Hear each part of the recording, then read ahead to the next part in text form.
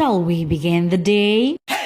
Babe, for today's video nilangoy may padung sa Dumaguete. Nya tungod sa kagutom, malabay-labay mis Dunkin Donuts pero wa jud ay free taste diha. So ni-decide na lang mi nga mamasul sa pantalan kasi kung mahal ka niya talaga hindi ka iiwan. Char. Mwah. Mwah. Dade, dogay ka. Nag-walk me pa dulong nimo. Diba, Dade? Oh. Great. Good. Alright. Daddy. Okay. Gayon. Atuta ni Daddy. Atuta ni Daddy. So babe, mao ni mong sakyan nga fast katikan Dumaguete padung dipolog ug kabaw na jud ka no. Paborito kay sa akong anak ng iyang papa, pero dili jud na niya tinuod papa, yan tinuod papa kasi James Reid. Char. Babe, ang advantage ko mo sakay kag fast cut no kay dagko kas lag windows, makita gyud nimo ang kahayag sa imong kaugmaon. Char. Ang regular fare from Dumaguete to Dipolog is 550 pero kung additional kag 100, mas maayo jud kay dako-dako legroom dito sa murag tourist nila nga accommodation. So basically maglingkod ra ka. Pero if you're one of those people nga kaya ra kaayo matulog maski galingkod, hawod kayo ka besh, makatulog jud ka kay heavy ka, pugnaw ilang aircon. So inig-arrive ninyo sa port, mosakay mo aning pedicab worth 40 pesos man ni sa una. Oy, ambot pila to kadi man sad ako tigbayad para mo sakay ta og bus. So basically gipahunong na mo ang bus kay naay gihatag si Yuan char filler.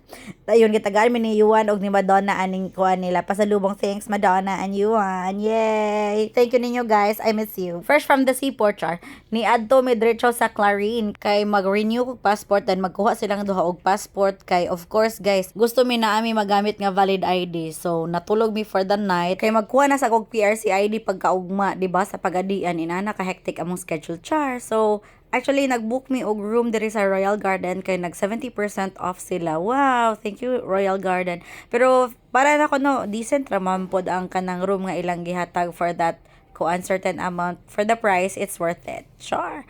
Mao ni ang among CR. Pasigang suga bi. Sure. So mo na, diba? Bantay lang ng free nga shampoo dira og kuan conditioner kay dadon ko nas balay.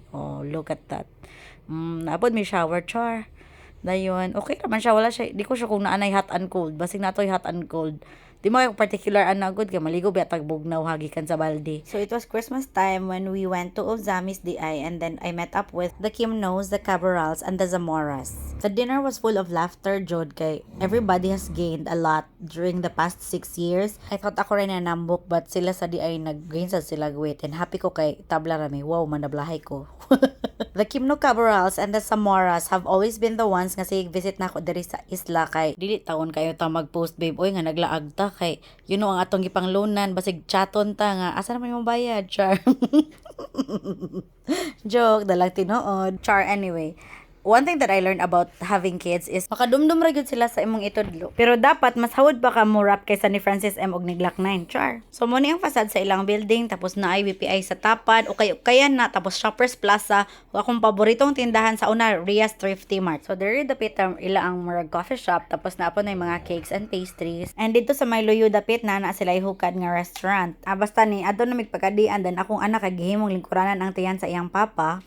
So sa kadaghan sa akong giagian sa change sa akong apelyido, gigutom ko so nikaon ko dira sa atong comfort food nga gitawag nato og blueberry cheesecake. Char. Guys, ayaw mo kabalaka kay bayran ra jud ta mo char pagwat-wat lang. Og syempre lingaw kay silang duha kay first time nilang mosakay aning gahangad nga motor, o di ba?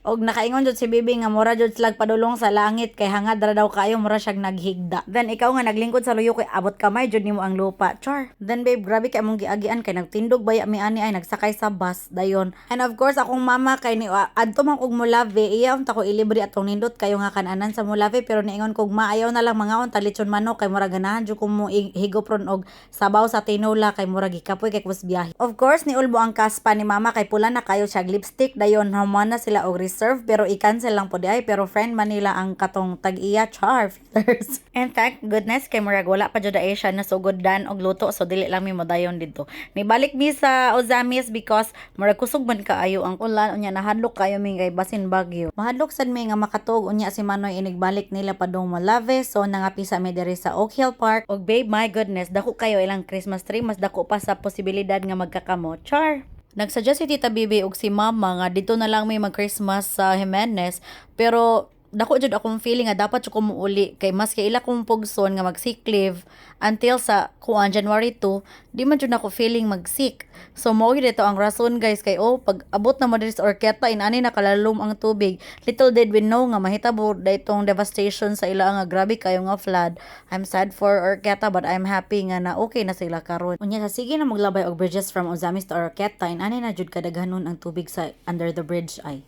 And we were so maswerte because we arrived in Dipolog safely and happy ra pud me. Thank you kayo Lord, and akong anak busy kayo sa iyang dinosaur map. Nag-Kris Kringle ang mga crew sa Fast Cat dayon nalingaw kami sa ilang dance step kay sila nagkasinabot og nagkahiusa dili pareha natong duha. Nga wa pa gyud kasiguraduan kung kanus ka mahimong ako Charmos, ginamos, gimekos-mekos. Babe, tanawa ako kay legroom ang Fast Cat. Dayon remember when we were kids? We were always told not to write on our books pero since si baby is ganahan jud kay siya magdoodle, I allowed him to doodle on my books as long as it is ours, and I always remind him nga basta dili iya ang book dili niya suwatan, and as long as dili jud na niya gamiton for any other reasons or any other purpose but for reading lang. So pwede na niya drawingan kay para mahappy sad siya. Kay hikapoy naman ang inyong angkol og binasa og sinulat so nakatulog ra gyud siya.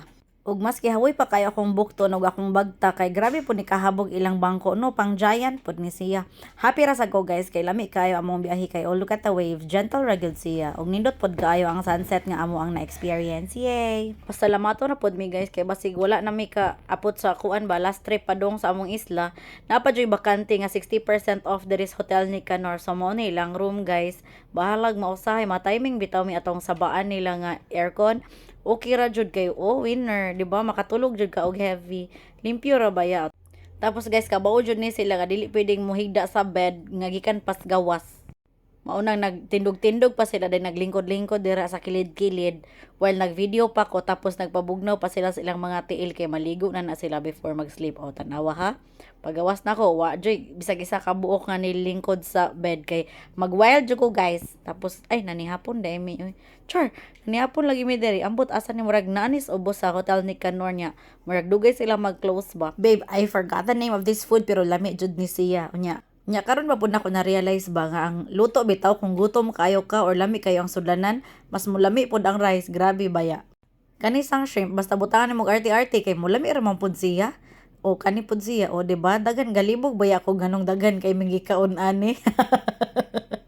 Gipanggutom jud kay mi kay murag wa jud mi lunch. Di ko sure basta murag wa mi lunch mo nang muramig namawi nagkurat-kuratan nag-order og kanang daghang sudan. Late na ni abot among tinulaan nimo nang wala ko na picturean kay siguro ako habhab. Pagka ugmaan na guys, dito mi namaho sa Cafe Filomena kay mura na siya na ilutong bahay nga naka-level up guys. Tanawa akong anak nakaingon siya walot nang iyang gikaon bisag itlog grabe taw. Mo man ang paborito kada nilukag nga itlog. Unsa man gihimo man na niyang balotawon naabot lang. Dayon babe, inig makaanak mo makasabot ra pud mo nako nga kuan kayo ko appreciative kay ko sa akong anak mahilig kay ni siya tanom-tanom ba. Buyag tabayag inyong pitaka mohubag chark ang maghunahunag dautan mo balik sa inyo nagka 1,000 char. Bitaw guys, mahilig ni siya tanom-tanom danganan kay ko niya magsige na siya palit og mga seeds mo nang dagan kay ming tanom sa amo buyag. So naapon may amo ang ginagmay dira nga kanang mura garden pero kanang pambahay ra jud nga garden inato dili jud pareha sa uban nga high-end kay ilang garden. Pero happy ra sa ko guys kay we will start them young no so they will know how to grow their own food. And that's it for today's video. Thanks for watching. See you again on the next episode.